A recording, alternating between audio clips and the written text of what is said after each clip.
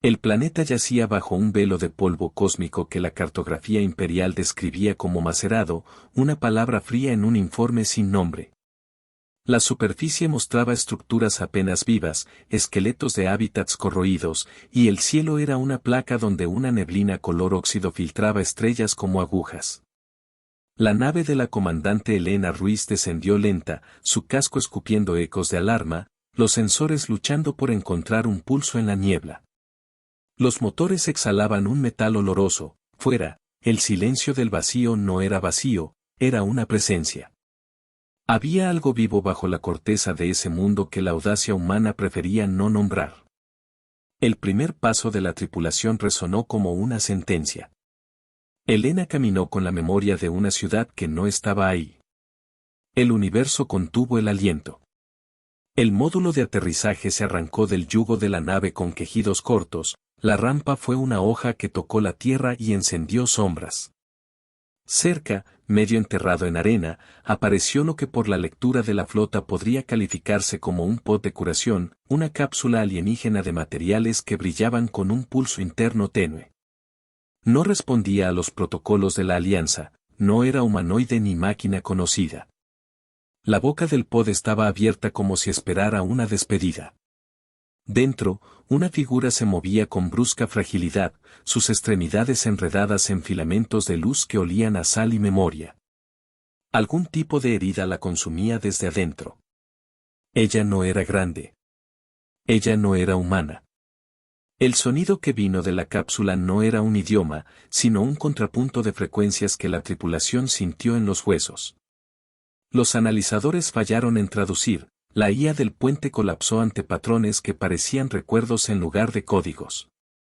El pod, al detectar presencia humana, realizó una acción que nadie había previsto, activó un canal de enlace neurosináptico entre su contenido y la única persona que, por azar del posicionamiento, apoyó la mano sobre su cubierta.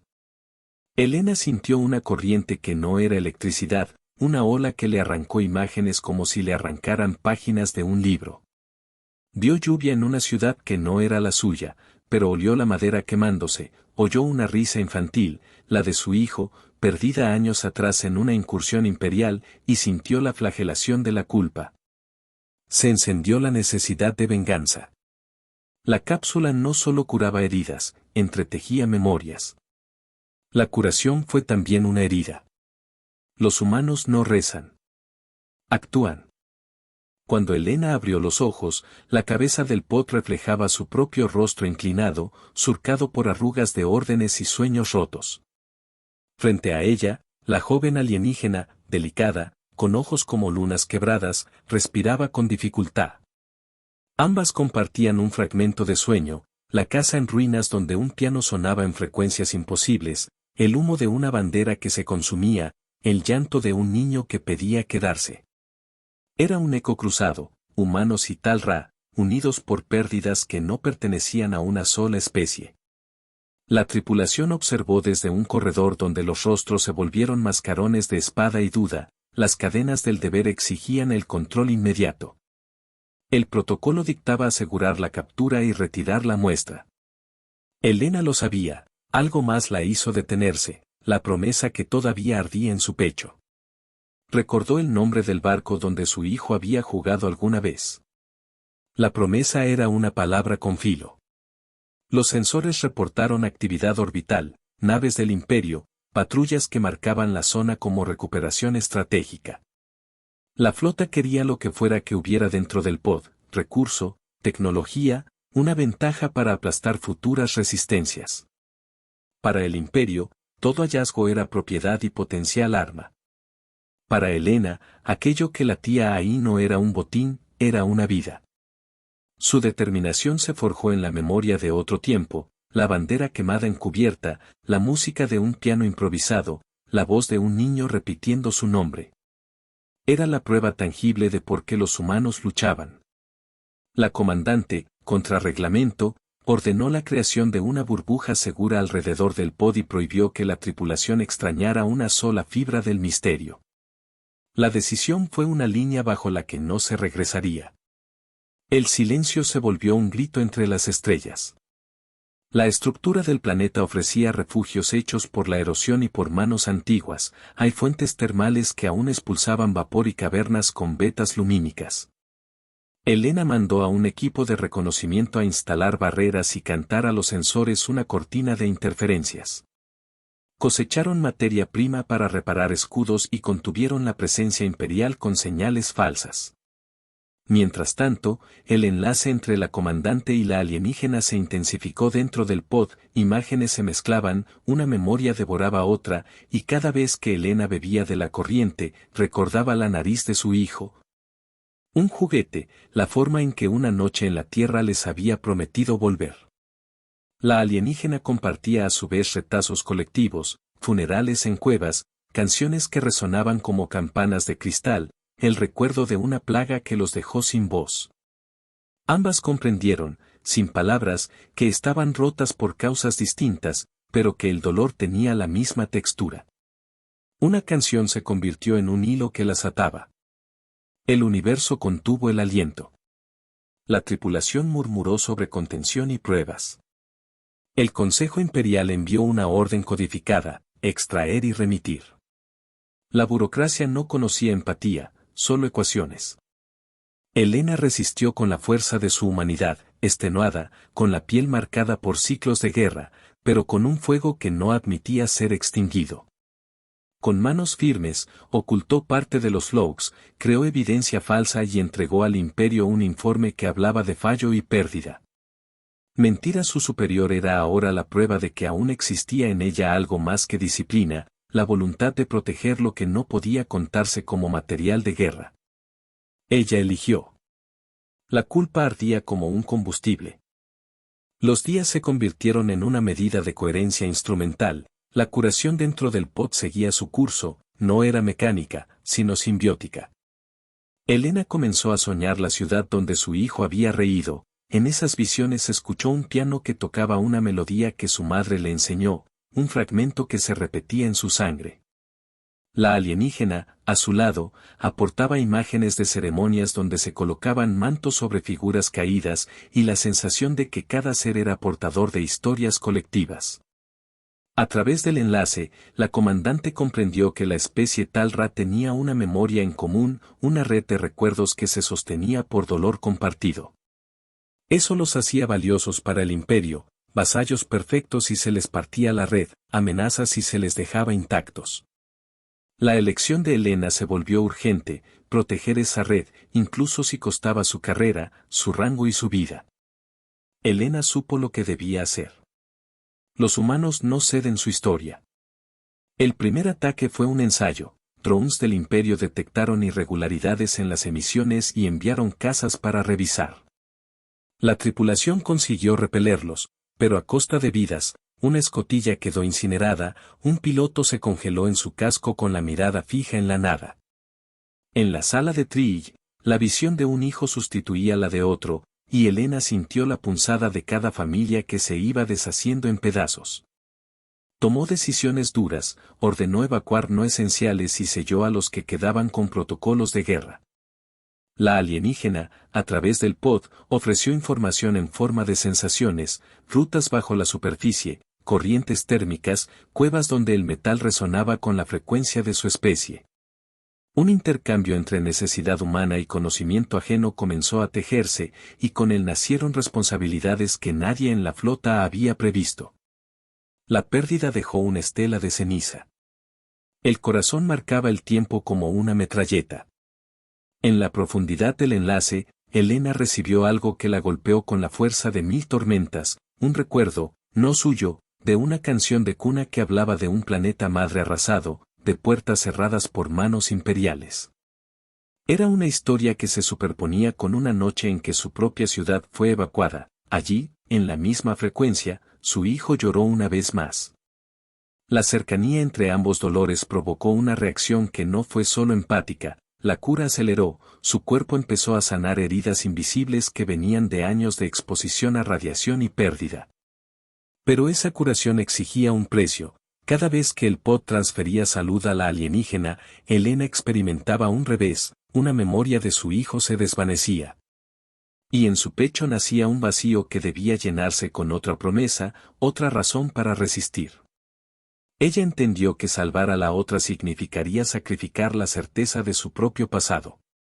Sacrificio era la moneda que el universo pedía. El silencio habló con la voz de los caídos. La flota imperial comprendió que algo se ocultaba en la superficie y envió una delegación armada, no tropas de asalto, sino científicos mandatarios con órdenes de extraer muestras vivas. La presencia de aquellos hombres y mujeres, blancos, calculadores, fue una vaina de frío moral. Posturas rígidas, frases de mando, la emoción como un delito. Elena se negó a entregar la cápsula. Se plantó entre su gente y la cordura del imperio, y por primera vez desde la caída de los grandes puentes, la voz de una mujer se alzó con fuerza genuina y sin pedir permiso. Ordenó tomar posición alrededor del pod y preparó a su gente para defender una vida. Algunos cumplieron con sollozos contenidos, otros se dividieron entre la lealtad al código militar y el peso de las nuevas imágenes que el enlace había mostrado, niños jugando en praderas alienígenas, ancianas colocando piedras con nombres, la belleza simple de un mundo que respiraba distinto. Elena conoció la soledad de quien lidera. Los que la seguían lloraron en silencio. Una noche, la tormenta de polvo que cubría el planeta se levantó como una pared móvil, las luces de la neblina cambiaron, y en esa confusión, un grupo de la flota imperial intentó irrumpir con soldados de máscara. Hubo fuego, hubo colapsos mecánicos y hubo una decisión final. Elena ordenó detonar cargas que improvisaron campos magnéticos alrededor del pod para negar su captura. Aún sabiendo que la explosión podría destruir todo lo cercano. Era una apuesta, si el imperio no podía llevarse la cápsula, no la tendría. Un joven técnico de la tripulación se lanzó a desactivar una detonación mal colocada y pagó con su vida. La muerte fue una marea que dejó a la comandante con la sensación de que el mundo entero era un tablero de ajedrez hecho de carne. La sangre dejó un mapa sobre la cubierta. Los humanos no perdonan la traición. La confrontación principal fue una tormenta de voluntades. Las naves imperiales descargaron brotes de luz en la atmósfera, los cañones cantaron con precisión burocrática mientras Elena coordinaba una defensa improvisada entre rocas y sensores viejos. Dentro del pod, el enlace llegó a una cumbre, la alienígena y la humana alcanzaron un nivel de sincronía tal que las vibraciones de una infiltraron la otra y generaron un fenómeno inesperado. La memoria compartida no solo curaba ni enseñaba, era una palanca. Juntos, los dos seres pudieron emitir un pulso auditivo modulado, no destinado a destruir, sino a despertar. Este pulso explotó en las vetas lumínicas del planeta, encendió micromotores dormidos y activó un eco biológico que pertenecía a la especie Talra, una llamada que, al responder, envolvió la base orbital imperial en una red de interferencia afectiva. Los cazas perdieron orientación, las armas no distinguían blanco, la maquinaria imperial se encontró frente a algo que deshacía su dominio, la empatía como arma. La ira fue un motor con rostro humano. El acero no domina los corazones. La batalla por dentro y por fuera se volvió espejo. Mientras la flota enemiga se tambaleaba, la comandante usó la oportunidad para atacar nudos clave, la bodega donde se almacenaba equipo de extracción, la antena que dirigía las comunicaciones enemigas. Hombres y mujeres bajo su mando dieron todo, hubo heroísmos elementales, actos que no buscaban gloria sino la preservación de aquella vida que habían prometido cuidar. En un momento que la historia recordaría como la noche de la canción, Elena salió al frente con la alienígena a su lado, no con armas que mataban, sino con un gesto que contrastaba la violencia. Llevaron a un niño superviviente, herido, y lo pusieron ante la antena como símbolo de lo que se protegía. Las cámaras imperiales lo filmaron, pensaron en propaganda, pero no previeron que la imagen se invertiría en su contra, la ternura humana tocó algo en los observadores, y la marea de la opinión se curvó. La victoria exigió un precio real. El humo olía a despedidas largas. El imperio retrocedió en orden que parecía forzado, no era derrotado por la fuerza, sino por algo más fragmentable. Un alto mando imperial intentó una última jugada, secuestrar el pod con una cápsula de extracción que requiriese contacto directo. Elena se interpuso con la única arma que le quedaba, su cuerpo, su historia, su decisión de no dejar que la memoria de su hijo se borrara sin luchar. En la maniobra final, el pod se conectó a la cápsula enemiga y entonces algo irreversible ocurrió, la red de recuerdos se expandió fuera del vidrio y llegó a tocar a quienes estaban cerca, soldados, científicos, civiles. Para algunos fue tormento, para otros, revelación. Muchos bajaron sus armas. Algunos se desmayaron. Un oficial, enfrentando la imagen de su propia infancia perdida, dejó caer la tarjeta de mando. Fue una rendición tan íntima que los que la vieron entendieron que la política se hubiera quebrado si se intentaba quebrar la vida. La rabia se convirtió en decisión. La humanidad mostró su fibra más antigua. En el fragor, Elena perdió algo esencial, la última melodía del piano, el timbre exacto de la risa de su hijo. Lo ofreció sin imaginárselo del todo, pues supo que su renuncia era semilla. El acto arrancó un llanto seco que no buscaba consuelo, buscaba consecuencia. Con ese precio, el pulso se volvió irreversible, la cápsula alienígena dejó de ser presa y pasó a ser puerta. Miles de kilómetros más allá, en satélites y puentes de mando, ejecutivos del imperio recibieron imágenes que cambiaron la ecuación, sus archivos mostraban no una tecnología explotable, sino un puente entre mentes. No era para dominar, era para recordar. La victoria fue amarga pero decisiva, la comandante y su pueblo emergieron entre humo y estrellas, con la sensación de haber ganado algo que no podía medirse en territorios. El triunfo parecía una llama fría. Los sobrevivientes contaron la historia en sus manos. Cuando el polvo terminó de asentarse y la noche dejó de temblar, el planeta se convirtió en un lugar con nuevas coordenadas morales. La cápsula, ahora comprendida, fue protegida por un pacto improvisado entre facciones, la flota humana, representantes locales de la Tal Ra, y algunos desertores del imperio que habían visto las imágenes de la memoria. La Besadur, la canción que la alienígena había compartido, se convirtió en himno de una comunidad que no tenía fronteras claras. Elena, herida en el cuerpo y enriquecida en alma, caminó por jardines nacientes hechos por manos que antes se disparaban entre sí. Llevaba en el bolsillo un trozo de tela quemada que había sido la bandera, la tocaba como quien toca una reliquia y, por la primera vez desde la partida de su hijo, la tela no le ardía sino que la reconciliaba. La esperanza es una luz construida con manos rotas. El mundo recordaba que aún podía ser salvado. En sueños, Elena a veces escuchaba el piano. No era la misma melodía, sino una variación que nacía de muchas voces.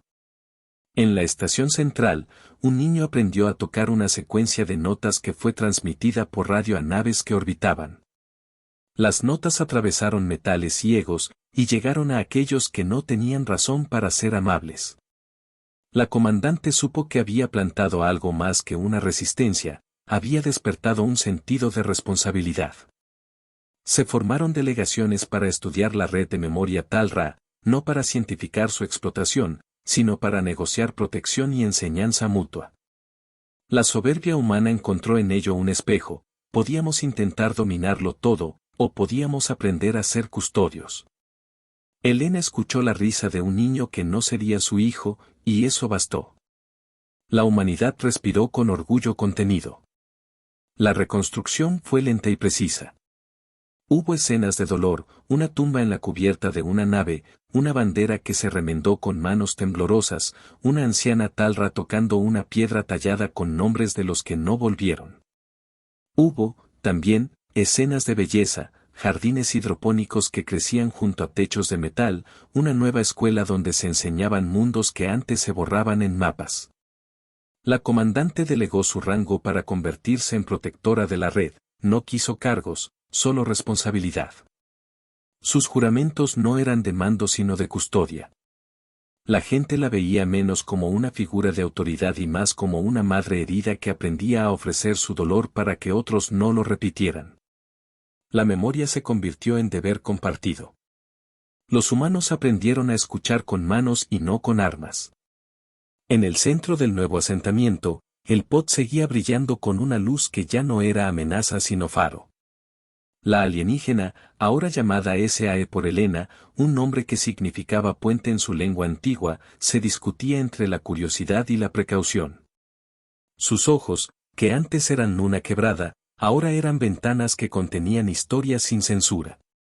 Juntas, Elena y SAE iniciaron un ritual, plantar en la tierra una placa donde se mezclaron símbolos humanos y Tal-Ra, para que las próximas generaciones supieran que había un día en que se decidió no subyugar.